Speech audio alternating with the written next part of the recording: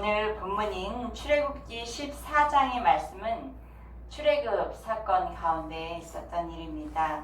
이스라엘 출애굽 사건의 핵심은 두 가지라고 볼 수 있겠습니다. 하나는 6월절 출애굽 사건이고 또 하나는 그러니까 6월절 출애굽 사건이고 또 하나는 홍해를 건넌 사건입니다.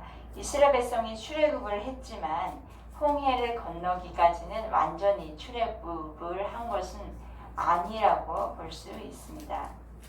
이스라엘 사람들은 홍해를 건너기 전에는 애굽의 영역에 있었기 때문에 완전히 애굽으로부터 벗어난 것이라고 볼 수는 없습니다. 그런 의미에서 6월절 출애굽을 한 다음에 홍해를 건너는 사건이야말로 진정한 출애굽 사건이라고 볼 수 있습니다. 이스라엘 백성들이 출애굽하기 직전까지 하나님께서 애굽 땅에 10가지 재앙을 내리셨습니다. 그 중에 10가지 첫 번째 재앙은 무엇이었죠? 장자 재앙이었습니다. 각 가정의 장자들이 죽어나가자 애굽 왕 바로는 이스라엘 백성들을 애굽에서 나가게 했습니다. 그래서 이스라엘 백성들은 출애굽을 이야기할 때 하나님의 강한 손과 편팔로 인도하셨다 이렇게 표현하기도 하고요. 또 하나님의 큰 권능과 또 강한 손으로 인도하셨다 이렇게 표현을 합니다. 출애굽에 성공한 이스라엘 백성들은 곧바로 홍해라는 장애물을 만납니다. 이들은 여기서 하나님께서 행하신 큰 능력을 경험하게 됩니다. 그런데 여기 같은 장소, 같은 시간에 하나님의 행하신 큰 그 능력으로 구원받은 사람이 있지만 그렇지 않은 사람도 있었습니다. 출애굽기 12장 37절을 보면 이스라엘 사람들이 애굽을 떠나는 장면이 시작되는데 그것이 고센이었습니다. 고센 땅은 요셉 시대로 거슬러 올라가 보면 이스라엘이 가나안에서 애굽으로 내려간 지역이 고센 땅이었어요. 이곳에서 이스라엘은 대대로 살았습니다. 그런데 이스라엘 사람들이 번성하자 애굽이 이스라엘 사람들을 노예로 만들어서 억압을 합니다. 고센 땅에서 목축업을 하면서 주로 살던 이스라엘 사람들은 비돔과 람셋이라는 도시를 건축하는 데에 노예로 투입되어서 힘든 일을 하게 되는 거예요. 이곳 람셋에서 이스라엘 사람들은 출애굽을 하게 돼요.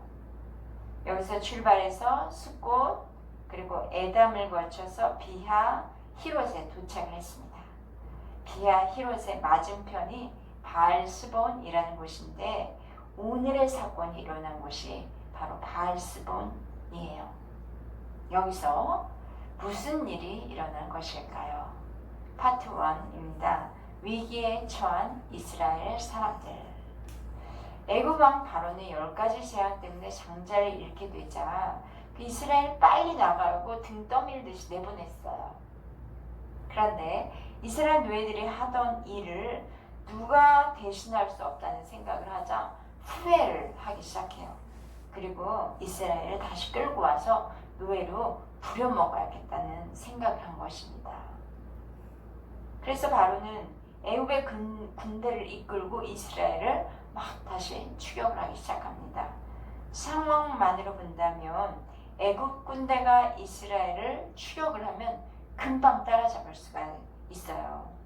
게다가 지금 이스라엘은 군대로서의 어떤 모양을 갖추진 않았어요.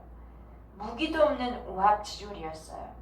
애굽의 추격에 대한 아무런 준비가 없는 상태였어요. 아마도 출애굽을 했다는 기쁨에 쉰채해서 애굽의 군대가 추격할 것을 상상도 못했을 겁니다. 그러니 애굽 군대가 이스라엘을 다시 애굽으로 끌고 갈 수 있는 그런 상황이었습니다. 이것을 본 이스라엘 사람들은 어떻게 하는가 볼까요? 10절 말씀을 저와 여러분이 같이 성경을 펴서 읽도록 하겠습니다. 시작. 바로가 가까이 올 때에 이스라엘 자손이 눈을 들어 본즉 애굽 사람들이 자기들 뒤에 이른지라 이스라엘 자손이 심히 두려워하여 여호와께 부르짖고 출애굽을 인도한 지도자 모세를 지금 어떻게 하는 거예요? 원망하고 있어요. 모세에게 이런 말까지 해요. 우리가 애굽 사람들을 섬기며 노예로 살겠다고 하지 않았냐? 어찌 우리를 여기까지 끌고 와서 모두 한꺼번에 죽게 만드느냐? 이스라엘 사람들은 자신이 처한 상황만을 본다면 절대 절명의 위기에 처해 있습니다. 이런 생각을 했겠죠. 애굽의 군대에서 벗어날 방법은 없다. 우린 죽었다. 끝났어. 자, 사람들은 위기가 몰려오면 어떻게 합니까? 사람들은 두려워하죠. 네, 위기가 오면 두려워하고 그리고 나서 원망하죠. 네, 원망을 합니다. 이것이 바로 사람들의 본성이에요. 또 두려움을 피하기 위해서 다른 사람을 원망하는 거예요. 다른 사람을 책잡는 거예요. 그러다가 그 원망이 어디에까지 올라갈까요? 하나님. 네, 잘 알고 계시네요. 하나님까지. 또 위기의 상황의 대부분 사람들은 다른 사람 원망하고 하나님을 원망하다가 결국은 절망에 빠지게 되는 거예요. 이스라엘 사람들이 이런 지경에 이르기까지 인도한 지도자 모세의 마음은 또 어땠을까요? 이 순간에서 이렇게까지 인도했는데 원망을 받고 있어요. 너 탓이다. 너가 우리를 잘못 이끌어왔다. 얼마나 떨렸을까요? 내가 진짜 뭐 잘못했나? 그런 마음이 들었겠죠. 게다가 지금은 매우 긴박한 상황입니다. 그냥 이스라엘 사람들 애굽에 놔뒀으면 욕이라도 이렇게 바가지로 먹지 않을 텐데 하지 않았을까요? 그냥 가만히 놔둘 걸. 그런데 모세는 이때 이스라엘 사람들의 편에 서지 않습니다. 누구 편에 섰어요? 하나님 편에 섭니다. 두 번째, 하나님의 방법을 보겠습니다. 13절과 14절 읽겠습니다. 시작. 모세가 백성에게 이르되 너희는 두려워하지 말고 가만히 서서 여호와께서 오늘 너희를 위하여 행하시는 구원을 보라. 너희가 오늘 본 애굽 사람을 영원히 다시 보지 아니하리라. 여호와께서 너희를 위하여 싸우시리니 너희는 가만히 있을지어다. 모세는 이스라엘 백성들에게 오늘 너희를 위한 구원이 있다라고 선포합니다. 이것은 바로 하나님께서 너희를 구원하실 것이다. 그러니 너희는 가만히 서서 보라. 이 말이에요.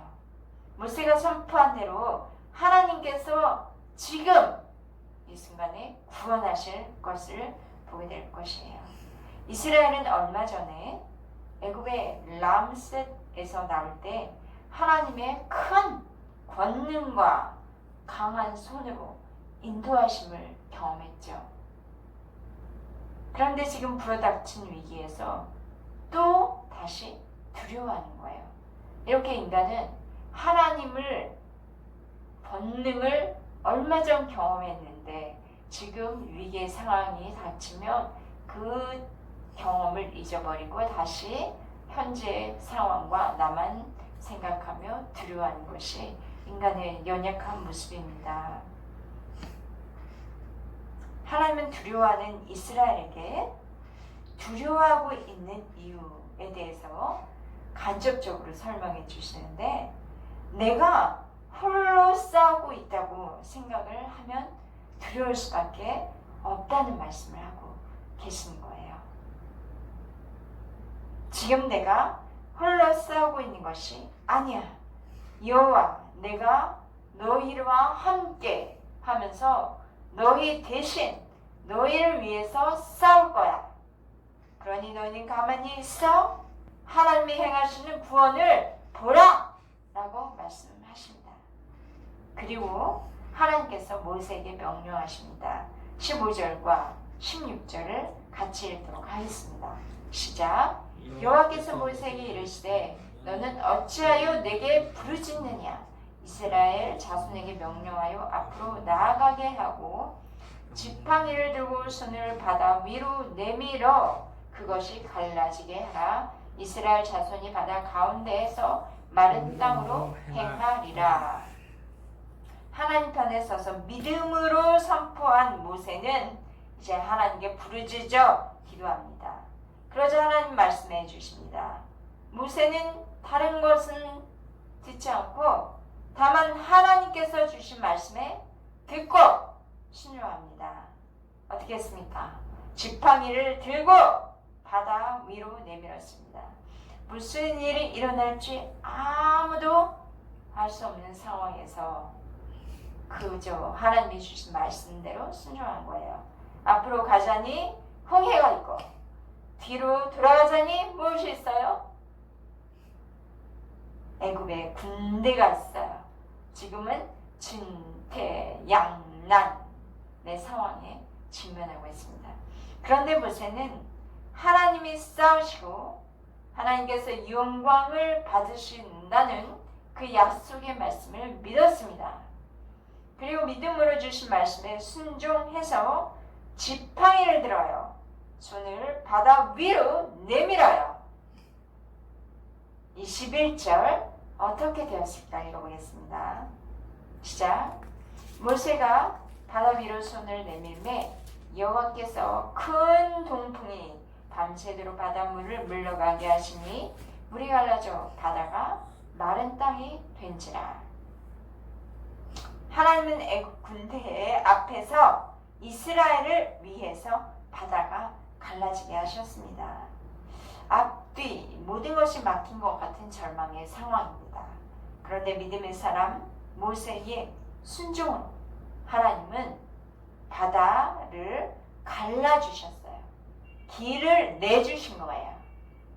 우리가 살아가면서 진퇴양난에 직면하고 사방으로 우겨쌈을 당할 때가 있습니다. 그렇죠. 하나님은 우리가 사방으로 우겨싸임을 당하는 상황을 그대로 방치하지 아니하시고 길을 열어주십니다. 고린도후서 4장 8절에 이렇게 말씀하고 있습니다. 우리가 사방으로 우겨쌈을 당하여도 쌓이지 아니하며 답답한 일을 당하여도 낙심하지 아니하며 라고 되어 있어요.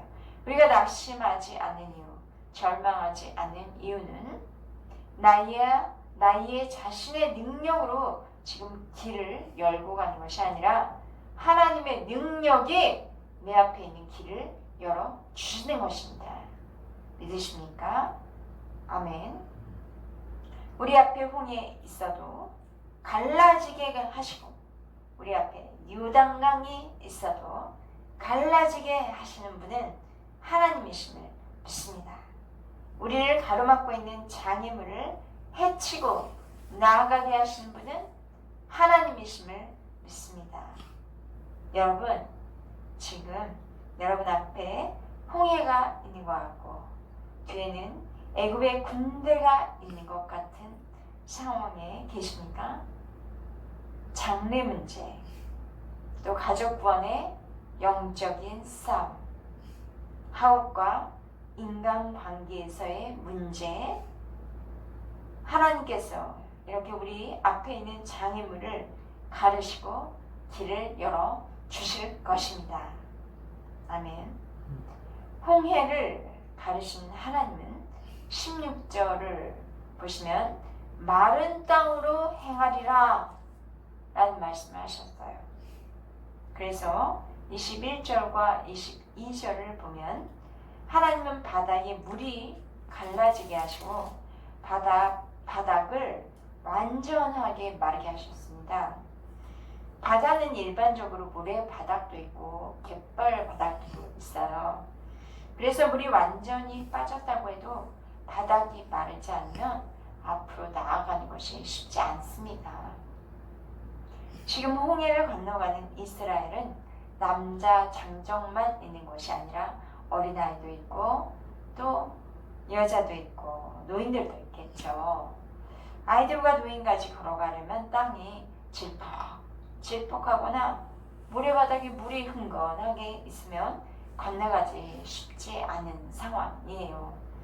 그런데 하나님께서는 어린아이와 노인들도 안전하게 걸어갈 수 있도록 마른 땅이 되게 하셨습니다. 뒤쫓아오는 애국 군대 생각하면 이스라엘 사람들은 어떻게 해야 될까요? 내 뒤에 지금 나를 괴롭히려는 사람 따라오고 있어요. 어떻게 해야 되죠? 빠르게 가야 되니까 성급하게 바닥이 마르기도 전에 지퍽지퍽한데 막 걸어갈 수 있지 않습니까? 그런데 하나님은 물이 완전히 갈라지고 바닥이 마른 땅이 될 때까지 기다리도록 하십니다. 우리 앞에 홍해가 갈라지면 우리는 바닥이 마를 때까지 기다려야겠습니다. 인내함이 따른다는 거예요.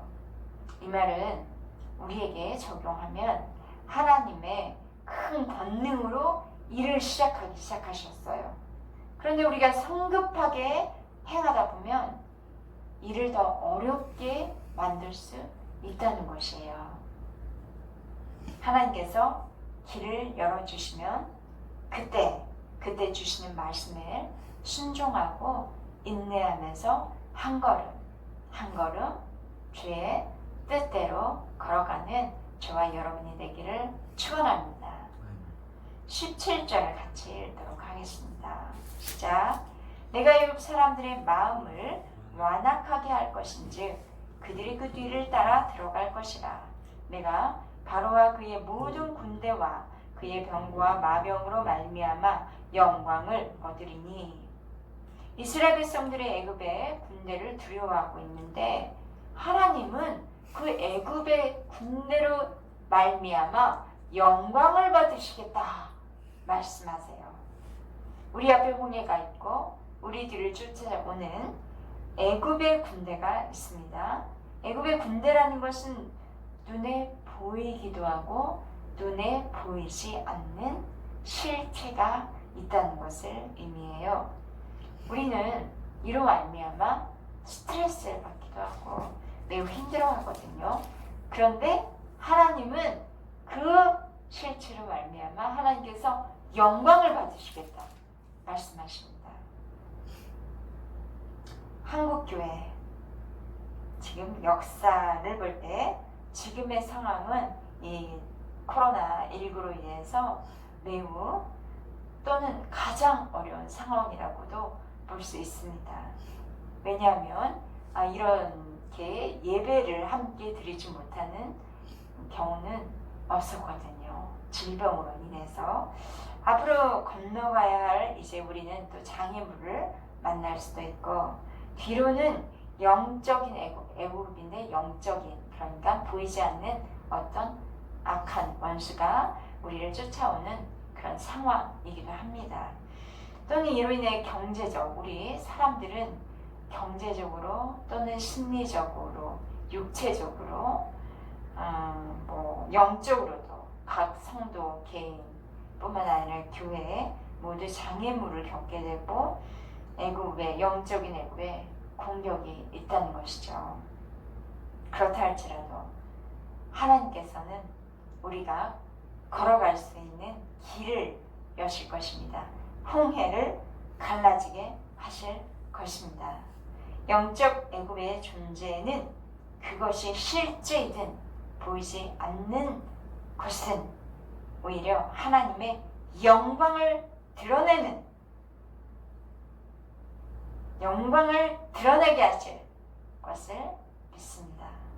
각 교회와 성도들을 다시 굳건하게 세워가는 위기는 기회가 되게 하실 것을 믿습니다. 하나님은 지금 우리에게 이렇게 말씀하시는 것입니다. 너희는 두려워하지 말라. 가만히 서 있으라. 하나님께서 오늘 너희를 위하여 행하시는 구원을 보라. 말씀하십니다. 세 번째, 하나님이 함께 하시는 사람들. 출애굽에 성공하기는 했지만 바로의 군대가 추격해오는 위기 상황에서 하나님은 이스라엘 백성들에게 구원을 보라 라고 말씀하셨죠. 그리고 홍해를 갈라지게 하셨고 마른 땅이 되게 하셨습니다. 그리고 하나님께서 이제 바로의 군대와 병과 마병으로 인해 하나님이 영광 받으실 것이라 말씀하셨습니다. 자, 이제 19절, 20절 보면 애굽의 군대가 뒤에서 추격해 오고 있고 앞에는 홍해가 있는 상황에서 이스라엘 진영 앞에 있던 구름을 하나님께서 뒤로, 이스라엘 진영 뒤로 옮기셔요. 그러자 애굽 진영에는 깜깜한 흑암을 덮습니다. 반면에 이스라엘 진영에는 불기둥으로 환하게 밝혀주십니다.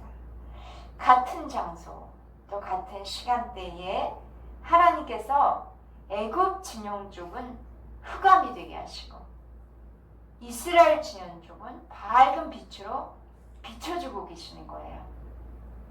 이것을 통해 우리가 알 수 있는 것은 무엇일까요? 우리가 어디 있든지 또 어느 시간에 있든지 하나님께서 우리와 함께하는 것, 또 우리가 하나님과 함께하는 것이 중요하다는 것을 알 수 있습니다. 하나님과 함께하는 사람들이 머무는 장소는 밝은 빛이 임하는 장소가 되어, 그런데 같은 장소 같은 시간대를 살더라도 하나님을 대적하는 애굽의 진영은 흑암이 임하는 것입니다. 여기에 계신 모든 성도들이 머무는 곳에는 하나님의 밝은 빛이 임하게 하실 줄 믿습니다. 우리가 가는 길을 하나님께서 빛으로 밝혀주시고 인도해 주시는 줄을 믿습니다. 또 하나의 사건이 있습니다.